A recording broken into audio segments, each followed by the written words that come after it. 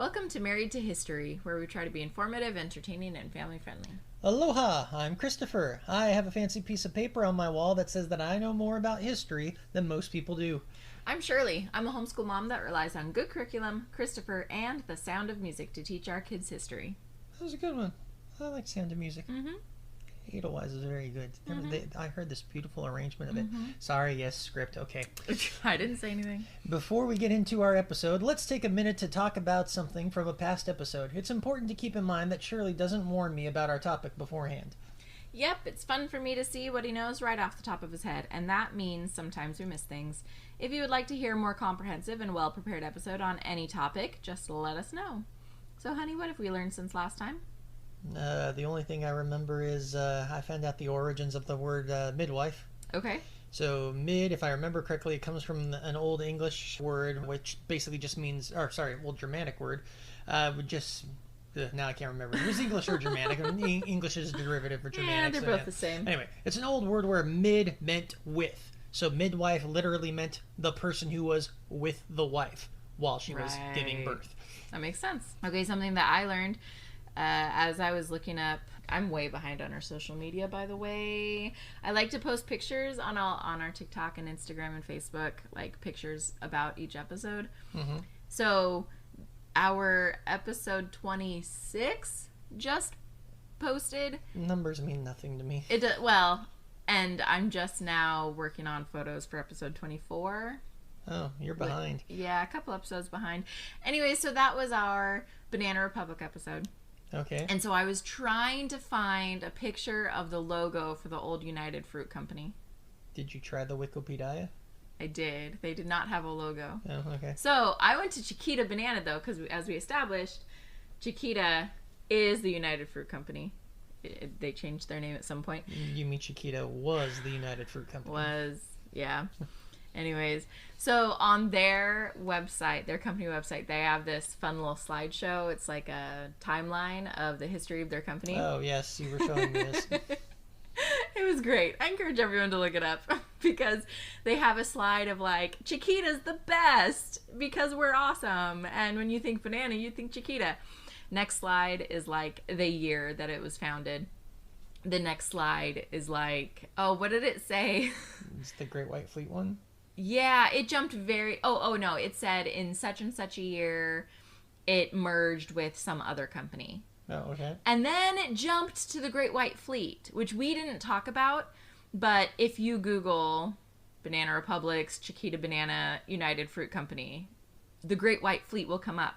So they had this little picture slideshow of the Great White Fleet, and it said, in such and such a year, President Teddy Roosevelt sent these warships, and they were painted white instead of gray, which is standard, which is why it was called the Great White Fleet.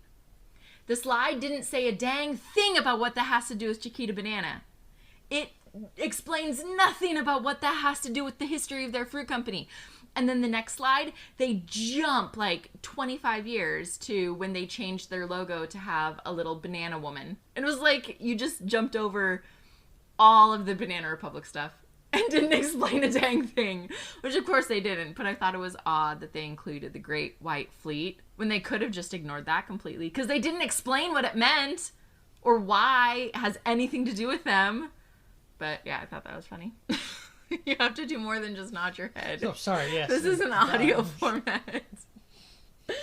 And then I am glad that you found so much humor in this slideshow. It was hilarious. And then I was looking up, does Dole Pineapple have the same thing? And I did find we did need to make a correction about the history of Dole Pineapple. Did you want to tell? Oh, okay. That? So, all right. So, Dole, or rather, Standard Fruit Company did not become Dole. Dole and Standard Fruit were both independent fruit companies of each other that through time and decades and generations were all eventually bought up and merged together into the one company that is today Dole Fruits. Correct. Yes. Or Dole, what is it called? Dole, it's not Dole Fruits. Sunshine Company. There you go. Right. Yeah. I think most people just call it Dole Pineapple. I don't know. I just call it Dole. Yep. I remember when I was a kid seeing all those commercials. They had like musicals about it and whatnot. Oh, and yeah. I always thought the name of the company was Doe. Oh. I couldn't hear them pronouncing the L, so I always thought it was Doe. Doe. Cute. All right, well, honey, I have a history question for you. I love history questions. So, you know President Ulysses S. Grant? I'm familiar with him, but I never met him. So, oh, I thought you did. No. Okay, so I don't even think I've met an impersonator or a reenactor or an actor or whatever. So I'm just curious, what did the S stand for? Was his name like Sam, so his initials were U.S.? Like, that's kind of cute. Uncle Sam, U.S. Or what, like, so was he the inspiration for Uncle Sam? Or was he something unique like Ulysses Silly Grant, Ulysses Sasparilla, Sandwich, Soda, Soap? Are you trying to hurt me? I could go on. Please. Please do. Nah, that's okay. How many words can you think of that start with S, honey? I want to know what his name really is. All right, so you asked quite a few questions in there. All right, so let me go through these. So first off, if I remember correctly, that is not his original name. I do not recall off the top of my head, but I do not think that S was his middle initial. I don't remember how it got put into there. It was a joke, if I remember at the time, or maybe it was a sincere mistake that some people were making. Sometimes they, in the time period, they would call him Ulysses Sam Grant, or the S was in there. To answer another part of your question, no, he was not the inspiration for Uncle Sam. Uncle Sam's inspiration was from the War of 1812. There was a man, I don't remember his name. It was Sam. I don't remember what his last name was. He owned a meat packing company that sold food to the American military during the War of 1812, and all the barrels for the shipments that were going to the American soldiers were marked U.S. so that his workers knew where these were going. And the workers all joked that the U.S. did not stand for United States. It actually stood for Uncle Sam. Cute. So that's where Uncle Sam comes from. Did he look like what we call Uncle Sam today? Or was that a fabrication completely? I'm sure that our modern interpretation is completely made up. To the best of my knowledge, I only ever saw one drawing or depiction of the man, and I do not know what the timing of this drawing was, so I doubt it was contemporary. Yeah. And I wouldn't say he looked unlike the person. He wasn't wearing the red, white, and blue star-spangled hat and the fancy suit or anything like that. Did he have the beard, though? He looked like he was just a worker. He had beard is important. I'd say he had more like a Colonel Sanders beard than an Uncle Sam beard. That's Uncle Sam beard. They're pretty close. Does Uncle Sam have a Colonel Sanders beard? It's pretty close. It's been a while since I've looked at one, apparently, then. Yeah. Okay, so going back to Ulysses S. Grant, though, I do know this, and I looked it up just to confirm. Okay. His real name is Hiram Ulysses Grant. Okay. And so the S doesn't stand for anything because that was never part of his name. It was due to a mistake by a benefactor on his application form to West Point. So he went by Ulysses, his middle name, and then someone mistakenly just like put a middle initial in there. Okay. But I mean, if I had the random middle initial just handed to me, I think I would tell people it was a different thing every day. Cool. Just go through the alphabet. That would be funny. I mean, wouldn't that be great? I would appreciate. Tell every person you know something different. My name is Ulysses Sandwich. Yeah, but see, then you're going to get into a problem with identity thieves. Well, obviously they didn't worry about that. He became the president, and everyone knew him as Ulysses S. Grant. It was never his name. Okay, well, hold on here. Okay, he became the president because of his success in the Civil War. Before the Civil War, dude was a failure. An absolute failure in everything he tried to do. Almost even ruined his military career because in the very beginnings of the war, he suffers a pretty he suffers almost a very humiliating loss at the Battle of Shiloh. He gets surprise attacked by the rebels, almost is defeated and maybe even captured in that battle. Yeah. But as often happens in the case of warfare, he got lucky. The commander of the Confederate forces in that battle was wounded. His subordinate took over, and his subordinate decided not to press the advantage. And that bought him the night that Grant needed for reinforcements to arrive and save his behind. Dang. So yeah, the S... He was a failure through everything. I don't remember the whole list off the top of my head. I believe he tried to be a shopkeeper. I believe he tried to be a businessman. I believe he tried to get in on the railroads before the war. I believe he also tried to be a lawyer for a time, and just one thing after another failed.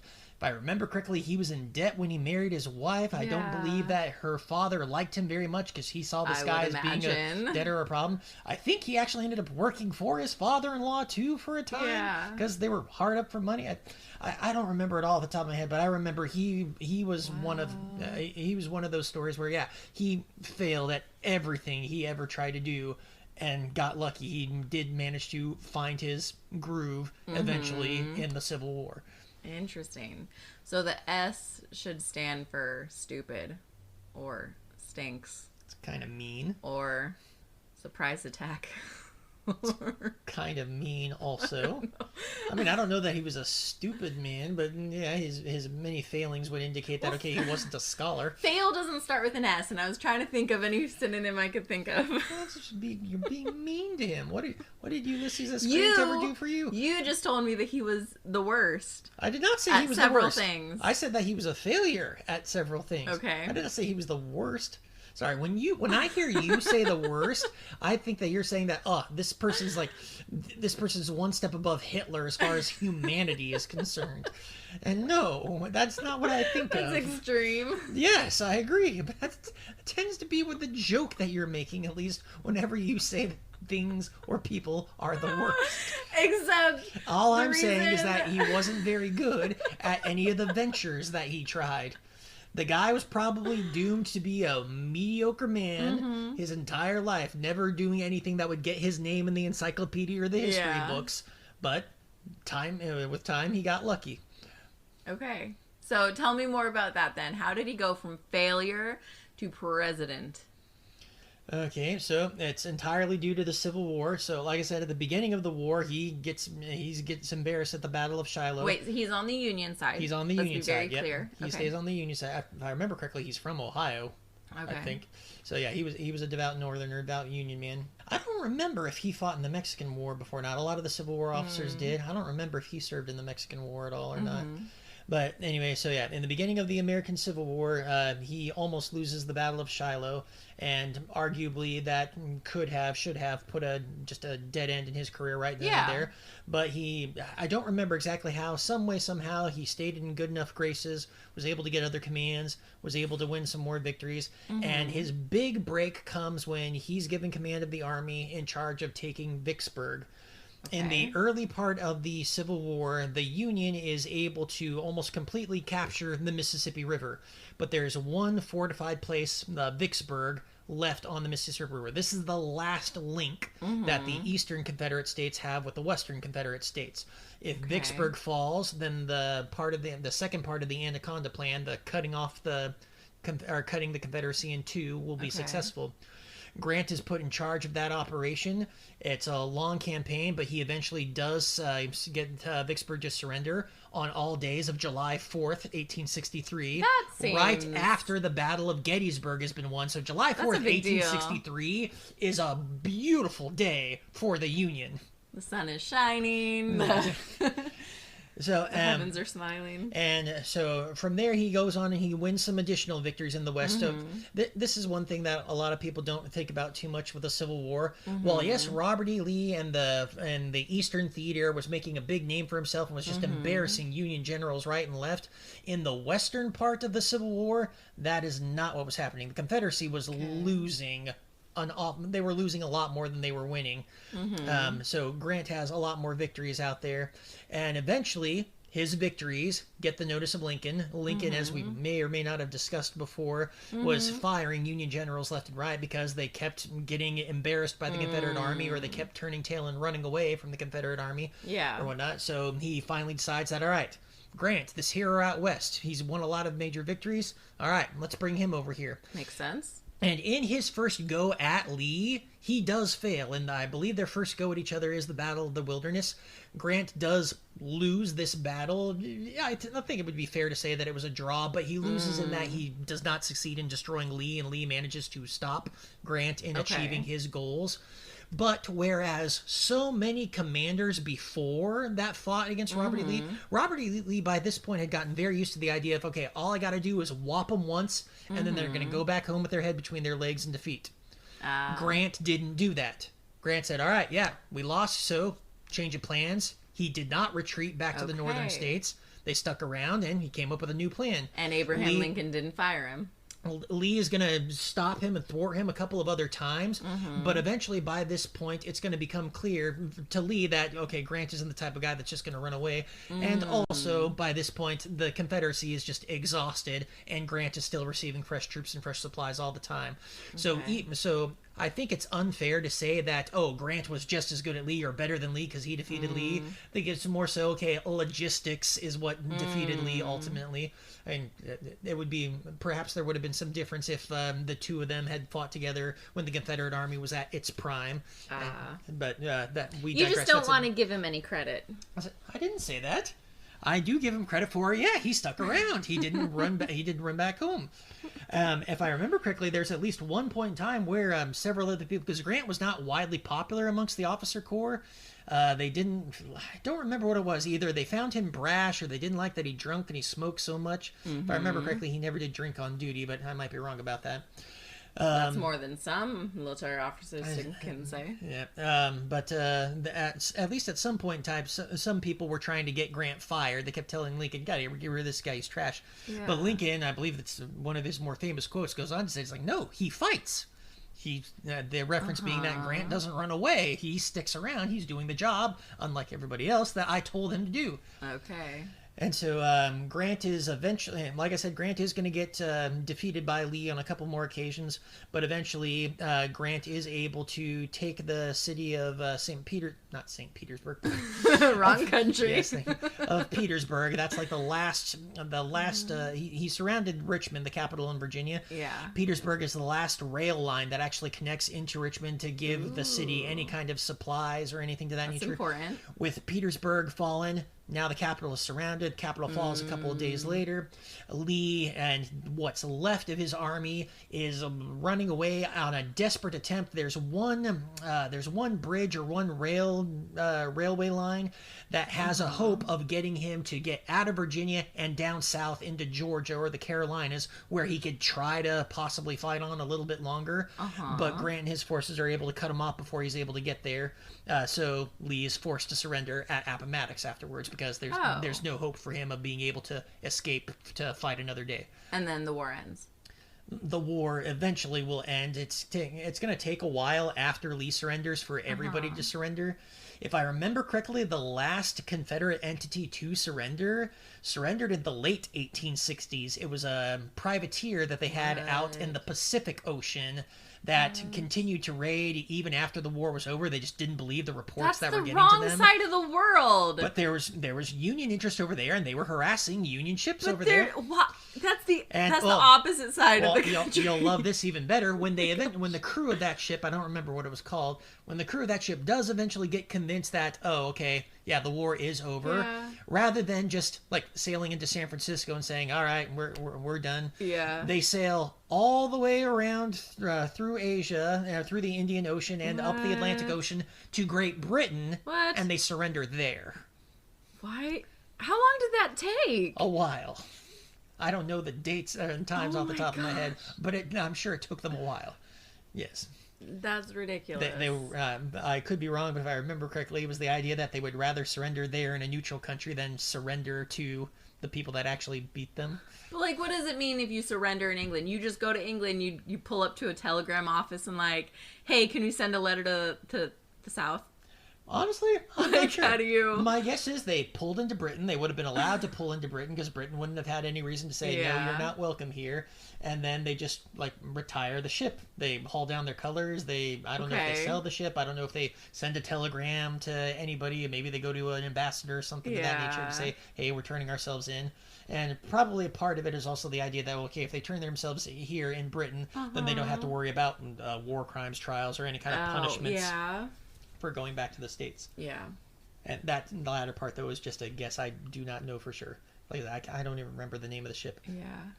Okay, but go back to when Lee surrenders at the end of the war to Grant at Appomattox. Okay. Wasn't there a fun story about that? There is. So, as I'm sure I mentioned not too long ago, there were not a lot of people in the higher ups of the Army brass that had very fond opinions of Grant. So... But he wasn't fired by Lincoln. But he wasn't fired by Lincoln. That's a big deal. Yeah, that is a big deal. So Yes, Lee does surrender to Grant at Appomattox, but this is not the first time that these two have met. If I remember correctly, we have evidence from the journals and letters and reports at the time. Oh, so Grant did serve in the Mexican-American War, because that's when where this they happened. Yep. So I do not remember the occasion for it, but Lee, who was just I think a colonel probably at best at the time, and Grant, who I think at the time at best was a sergeant, maybe even as a lowly private. I don't remember off the top of my head. Lee was at a meeting of some kind, and Grant was in attendance too, or maybe Lee just noticed Grant in passing. And Grant, Lee is a very prim and proper, well dressed. His uniform's looking nice and stately. Grant was just dressed all slobbish, unkempt, unwashed uniforms. Not a pretty picture. Not representing of the dignity of an American soldier. And Lee chews him out for it. He's just getting judgy about it. Yes. I don't remember if he gets written up for it or not, but Lee gives him a stern talking to. Okay. Now, Lee may not remember that encounter when he's surrendering to Grant at Appomattox, but Grant's own writings confirms, he remembers it. Grant remembers. And to add to what I'm sure must have been an embarrassing experience for Grant, if Lee noticed, I don't believe he ever wrote anything down about this, but so at the surrender, Lee shows up, nice and clean, press uniform, or at least the best that he has to offer. Grant, there's been a problem with the laundry. His uniform isn't, either it's not returned to him in time or it's not clean. So, I kid you not, he grabs some buck private's jacket, throws it on, and rides to the meeting. At least he wasn't in his underwear. Yes, he wasn't in his underwear. It could have been worse. So, like I said, if Lee remembered the encounter, or if Lee noticed that this guy's wearing a private's uniform, never said anything about it. Signed the surrender documents. I believe, I don't remember if Lee said anything about it, but Grant's own writings suggest that they had a pleasant enough conversation for a bit. Apparently nothing was said about their previous encounter. And then that was it. To the best of my knowledge, the two of them never saw each other again after that. Well, props to Lee for not standing up and being like, forget this! Never mind, I'm not surrendering to this wacko. Well, yes, very much props to Lee. Unkempt weirdo. Lee, unlike a Grant, Lee is the type of man who has seen his army dwindle and starving. And so on the retreat, before they were eventually cut off at Appomattox, Lee's army shrinks more and more every day, just by soldiers not so much deserting, but just sitting down from exhaustion. Dude. They haven't slept, they haven't eaten. Most of them don't have shoes or any kind of mint or decent clothing going on. So a lot of them on that last retreat, they stop and they sit down. Not because they want to be captured, not because they don't believe in the cause, but they can't do it anymore. Can't. Wow. And that was the state of Lee's army for at least the last year of the war. Wow. So he couldn't afford to let his pride get in the way and be like, nope, I'm not surrendering to you. No, because that would have meant the killing of his soldiers, and Lee wasn't. I can't say that for sure, but nothing that I've ever remembered of Lee suggests to my mind that he took anything he considered an unnecessary risk that would endanger people's lives. So then, how do we get from there to president? He's a war hero. But so was he the president directly after Lincoln? No. So Lincoln is assassinated. Yeah. Vice President Andrew Johnson takes over. And then at the next election, I don't remember. I don't think Johnson runs for the election. I might be wrong. I don't remember who Grant's opponent was, but Grant runs for president in the next election after that, and Grant wins. As a Republican? Yes, Grant was running on the Republican ticket. So same party as Lincoln. Yep. Oh, that's interesting. And he's a war hero, and back in those days, before movie stars or radio stars or anything like, or even billionaires, yes, celebrities were military heroes. Or rather, that was the guaranteed ticket to celebrity status. So, to put it in perspective, John Wilkes Booth was a celebrity at the time. He was a very famous actor. Everybody in the acting world, at least, knew who he was. He was never going to get elected president. But Grant, military hero, won the Civil War. He was guaranteed he was going to get elected president. It totally makes sense. You've proven leadership abilities. If you can lead an army, I guess you can lead the country. Because that's what everybody wants out of their president, is somebody who can take the army and go out and conquer our enemies. No, I'm saying some of the skills should transfer. Oh no, yes, so that's definitely true, and it's again it's a precedent. Washington was a military hero. Many presidents. So I'm trying to think of all the way up until let's see here. No, okay, so yeah, many presidents throughout history have been military heroes. Even some of the more modern ones. I shouldn't say modern ones of the last century. I'm thinking Nixon. No, not Nixon. So Obama. I have no record of Obama ever serving in the military. Biden. I have no record of Biden ever serving in the military. But so going backwards, Kennedy served during World War II. Eisenhower was the Grant of his day in World War II. Truman served in World War I. If I remember correctly, he served under MacArthur, and then when he became president, he became MacArthur's boss. Yeah, we mentioned that before. All right. So yeah, there was Truman. FDR, I don't believe ever served. Don't think anybody before him served until we get to Roosevelt. Teddy Roosevelt served in the Spanish-American War. Clearly. And then after Roosevelt, before Roosevelt, I'm hard-pressed to think. I think Garfield served in the Civil War, but I don't believe he did anything completely noteworthy in that state. And then you come to Grant. And then before Grant, there were several other military heroes, but I don't remember them all. William Henry Harrison was a war hero, was an Indian fighter. Jackson was an Indian fighter and a war hero from 1812. Yeah. Washington was a war hero. Right, but it's not so much a given more modern. Yeah, today, because nobody thinks of... Well, it probably has helped that we haven't had like a major conflict, like nothing like World War II in the years since then. No military celebrities have come out of the Afghanistan or Iraq wars. Yeah, I don't think we have military celebrities anymore. Perhaps if there were another big war, and I am not hoping for this by any stretch of the imagination, but perhaps if there were another big war, if there was one standout commander in that affair, then perhaps he would have a golden shot at becoming president. But for the moment, it would just seem like, okay, that's not who the American people look to, or at least that's not who the parties look to anymore for putting up their candidate. Why did MacArthur become president? Everyone know who MacArthur was.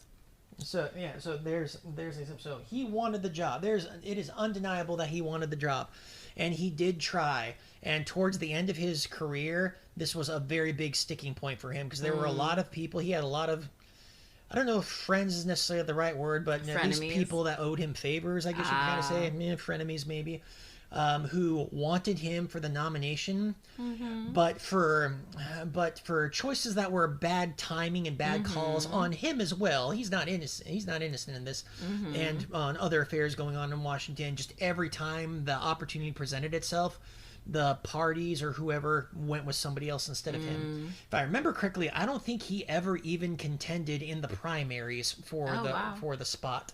There were lots of people that ran his name from, if I remember correctly, even before World War II and definitely after World War II.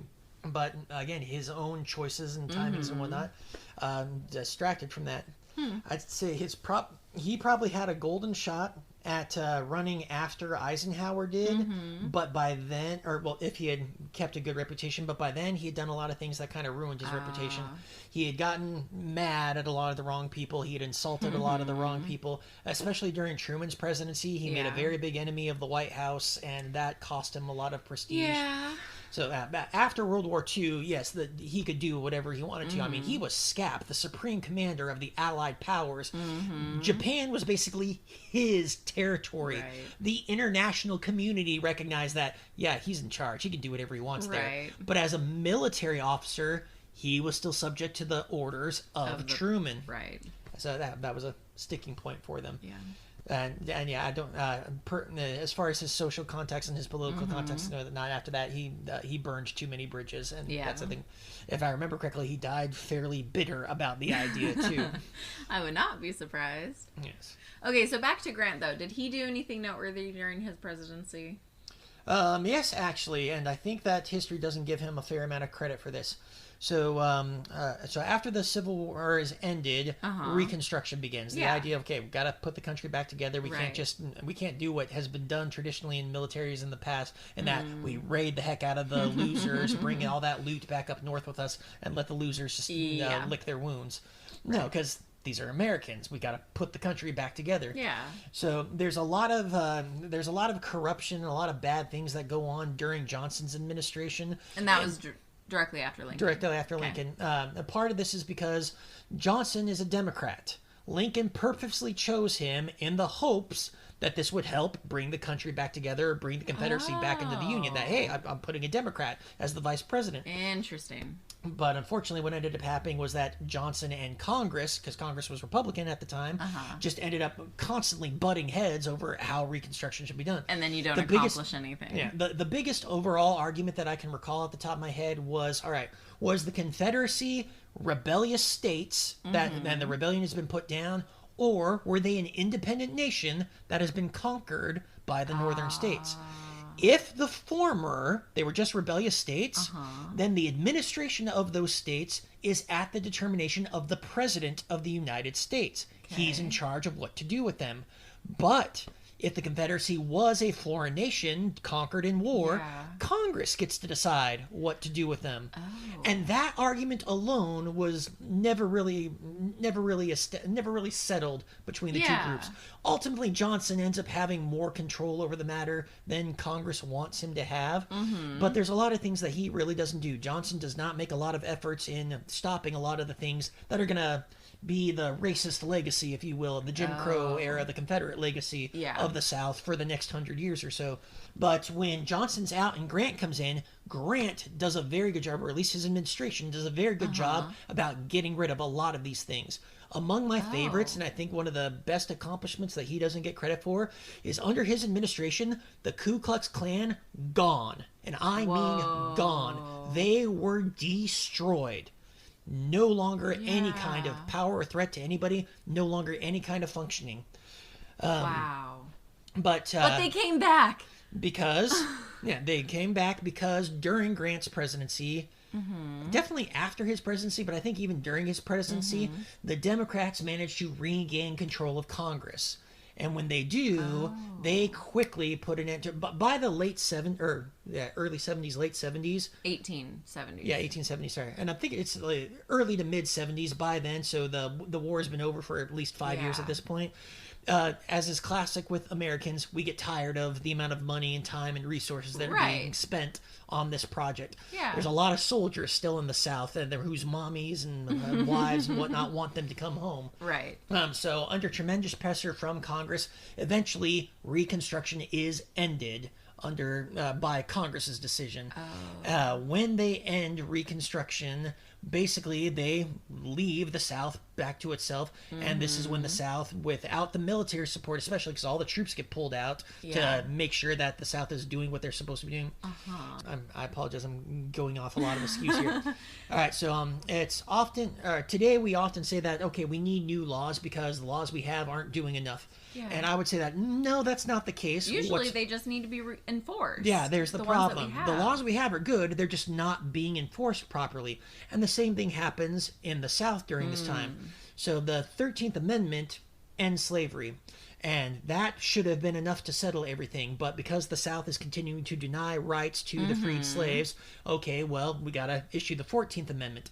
But then the 14th Amendment basically says that, if you were born in the United States, that means you're a citizen. So that applied to all the slaves that were living in the United States at that time, since imported slaves had been gotten rid of about 50 years before the Civil War began. But there again, the South still wasn't following the rules, the 14th Amendment that was in the book, so they came up with the 15th Amendment, and a new law. Instead of just making sure the first law was enforced, a new law would say, hey, no, you can't stop these people from voting.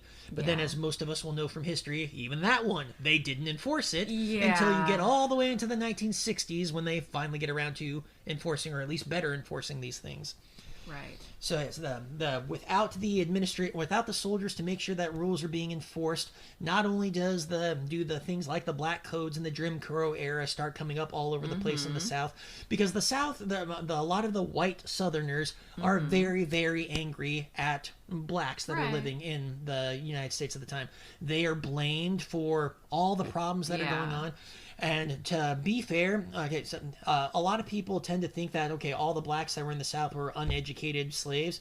No, there were a lot of well-educated capable men in the South. And in the first few years of Reconstruction, there are a lot of black men who get elected to public office and do decent jobs at it. I mean, they weren't uneducated idiots. They were doing a good job. Wow. Or at least they knew how to do their jobs, I should say. Yeah. But, again, without the soldiers there to enforce things, the Ku Klux Klan, amongst other things, does come back and grows and grows. So you lose all that progress Grant made. Yep. So, and we could very easily compare this. I have on more than one occasion. We could easily compare this to kind of what happened with Afghanistan. Our troops pull out. All of a sudden, all the promises we made to secure people, to provide them with this good way of safe, prosperous lifestyle, all of those go out the window because we didn't stick around to enforce it. Same thing happens in Reconstruction. Right. Same thing happens in Vietnam after the Vietnam conflict is over. America has this habit of we don't like to stick around after the job is done.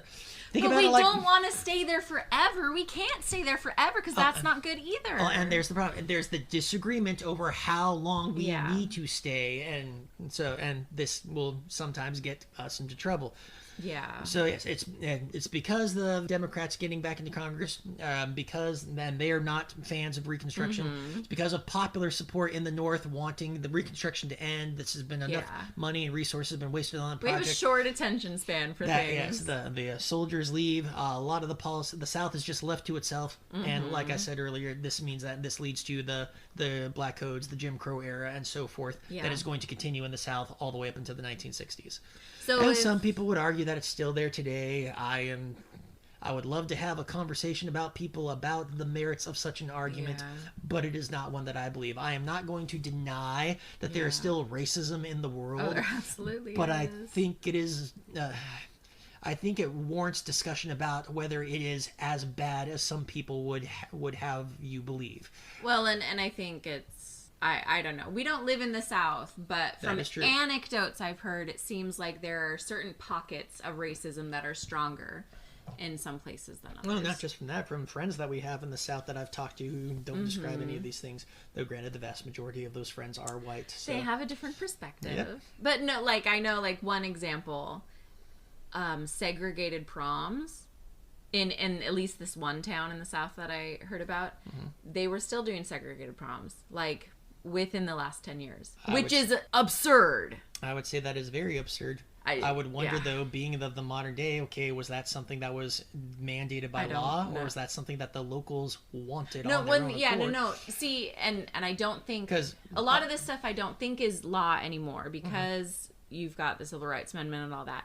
But the culture of some of these towns are so strong that's hard to fight against.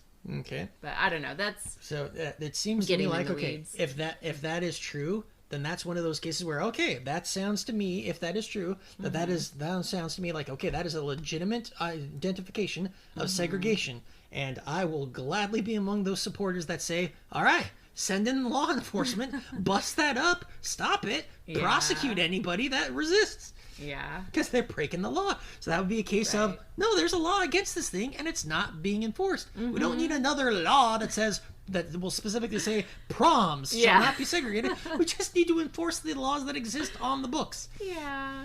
I was going to ask a question, and I forgot it now, because we started talking about racism. About grants, and then somehow we segregate. Oh, well, we got there because of I was mentioning how I think one of Grant's more noble accomplishments was he got rid of the KKK, but it came back in his absence. Okay, so how... Hypothetically then, how much worse would the Jim Crow era have been if Grant hadn't made that progress during Reconstruction? If he hadn't made that progress? Yeah. So Johnson wasn't interested in Reconstruction. What if someone else was president? Johnson was interested in it, but he just had a different idea of it. Johnson was, being a Democrat, he was very much of the mindset. Now, I'm not saying that this was true of all Democrats, but this was the larger mindset. Johnson was in the idea of, no, let the South put itself back together. Yeah. So if another president had come in like that instead of Grant, with his ideas and policies and will to make it happen, where would we be today? Or where would we have been? I don't know where we would be today. Arguably, Reconstruction would have ended sooner because the programs would have been killed. odds are that there would have been less success stories for the small part that there was of black politicians and black men in the area having managing to accomplish some things. So one of the reasons why, this is not the only reason, like I said, one of the reasons why there's a lot of animosity towards black people at the end of the Civil War, well, there are a couple of different reasons, even though I said one. So keep it brief. Our time is up, honey.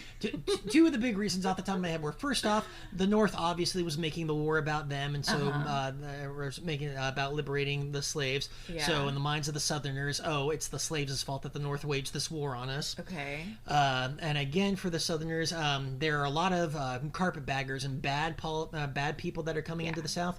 To make it short and sweet, carpetbaggers were basically northern bums that came into the South, ran for political offices only off the idea of getting the Reconstruction money, putting it into their own wallets or their own carpet bags, and then sending, or either leaving with all their money and going back home to the North, or just sending it up north. And they did, the carpetbaggers did lots of other things too. They just taking advantage. They looted graves. They robbed from people's homes.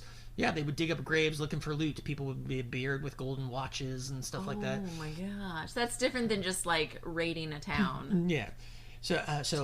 And again, in the eyes of the white Southerners, it was black voters, the newly freed black voters, that were electing these carpetbaggers to office. Because a lot of these carpetbaggers were former, or at least they claimed to be former, Union soldiers. Right. So they'd go around to the freed slaves and they'd say, "Hey, I was a Union soldier. I fought for you. Elect me to office. I'll continue fighting for you." That's disgusting. Yeah. So those were two of the bigger reasons why there's a lot more anger or a lot more racism comes out in this period than there may have even been before the Civil War. Yeah. So that still would have. So yeah, Reconstruction still would have been bad. It still would have been messy. Arguably would have ended sooner, and we wouldn't have had as many of the few success stories we have out of Reconstruction that we do. As far as how the world or the country might be different, I don't know, because that's quite the can of worms. Since Reconstruction ultimately is considered a failure by the 70s, so it fails 10 years after perhaps it would have failed about the time, or if you would, in your a scenario that you proposed right there. Right. So I would hope that the country wouldn't be too much the worse for wear, but it's entirely possible that there are some things that would have gone differently. I'm hard pressed to think of them. I'm not always eager to talk about hypothetical history changes. Hypotheticals. There are some that I'm more willing to talk about than others. I enjoy talking about how the world might be different if the South had won. Yeah. But as far as if Reconstruction had gone worse, that's not one that I've ever entertained the thought of before. Okay, that's fine. Well, do you have anything else about Ulysses S. Grant? Anything else notable that must be known? The rumors about him are true. He loved his cigars and he loved to drink. Cigar doesn't start with an S. I was going to say Ulysses Cigar. Who said it does? Grant. You could say smoker.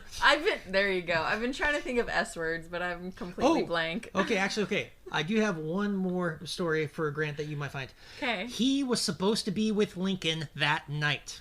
Oh, I've heard this. He was going to be in his box. Yeah, Lincoln had invited Grant and his wife to the theater that night. Yeah. But Grant's wife was feeling sick, or I don't think she was feeling sick. I think she just forgive me, all you wives out there. I think she just played the wife card. I think if I remember correctly, she basically just gave him a look and said, "I want to go home. We're going home. I don't want to hang out with your friend." And so he said, "Okay."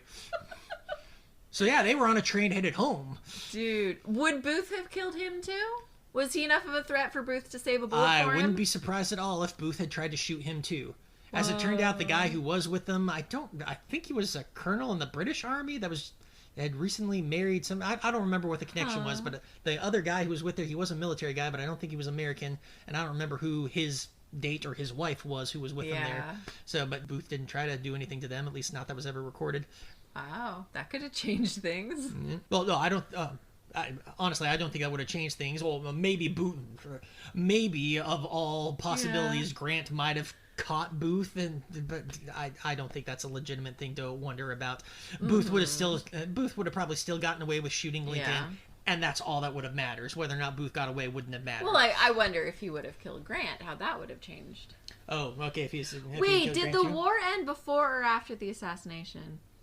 So technically, the war was over before the assassination, in that Lee had surrendered before the assassination, but not all Confederate entities all over the place had surrendered by the time.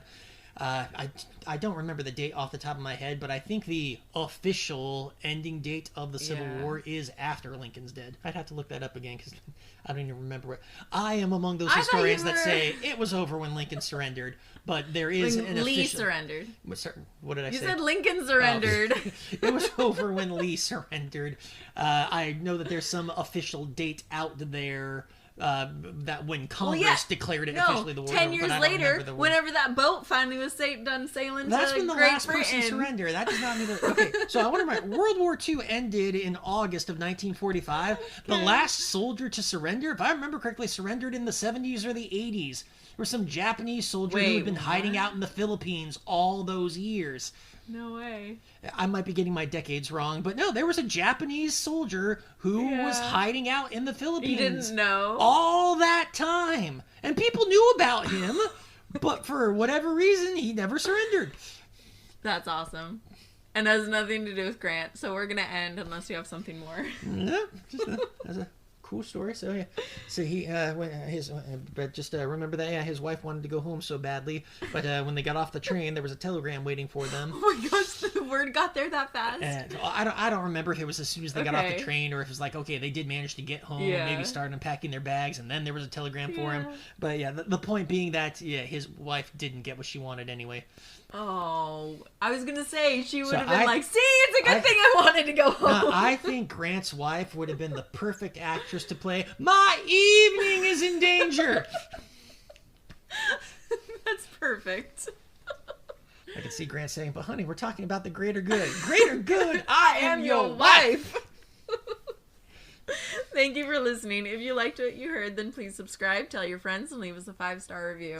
If you'd like to hear a future episode with more information about today's topic, contact us on Gmail, Facebook, Instagram, or TikTok at Married to History Pod. Also, please contact us if you have a silly question idea or if there's something from history that you would love to learn about. Just be sure to specify in your message if it's silly or serious, because we don't want to treat a genuine quest for knowledge as a joke. Talk to you next time. Bye. Bye-bye.